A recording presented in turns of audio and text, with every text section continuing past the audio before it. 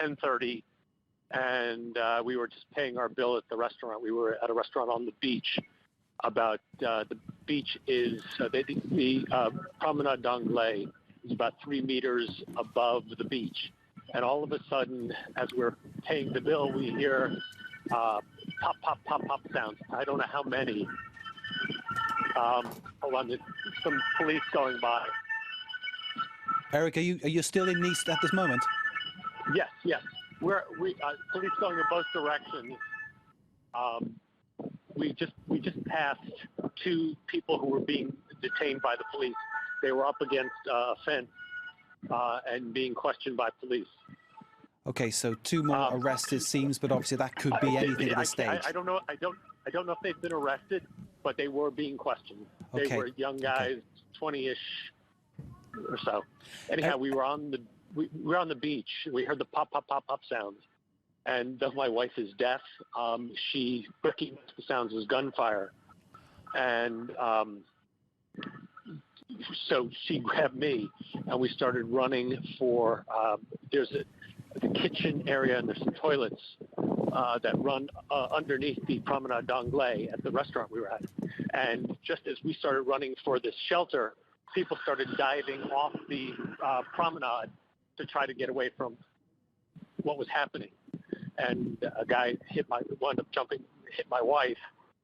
And we were with several hundred other people crowded into this shelter area for probably about, say, an hour and a half. And we were evacuated to a hotel about 150 meters, maybe a little bit more, down to the east on the beach.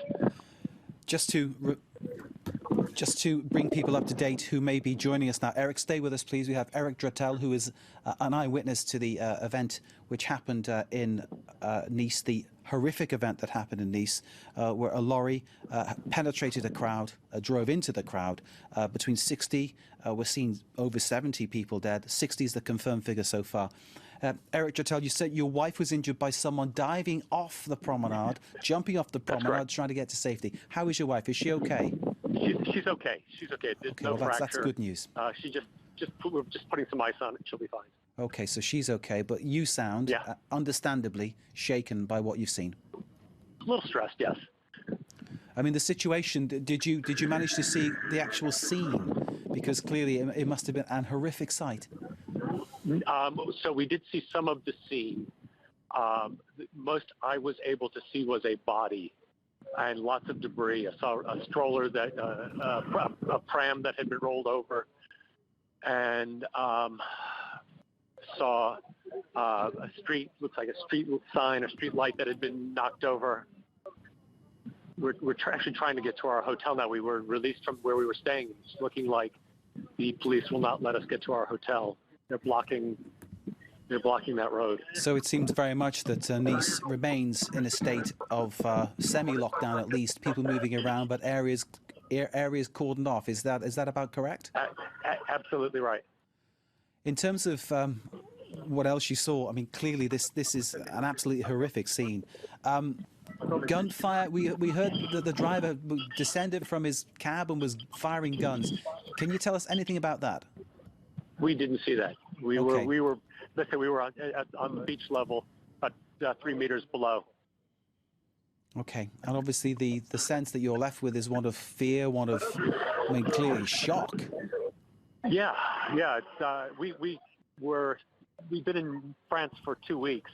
We started our holiday in Paris, and there was a very evident police and military presence everywhere you went. We've been in Nice since Saturday, and there was very little police and military presence evident. We went to the fan zone for the Euro finals and decided not to go in part because we were concerned about the crowd. We wound up going to a bar and watching the match. So you've taken part in some of the nice things that have been happening in France, but now of course seeing this, which is clearly a Bastille Day celebration, turned into a complete nightmare. Yes. Yeah.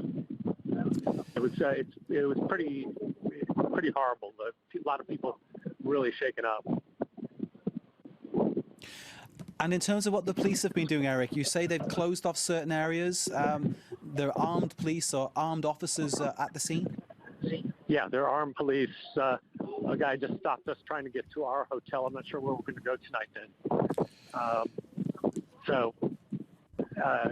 But they're blocking, and our hotel is on the Promenade d'Anglais, and I believe the truck was finally stopped right in front of the hotel.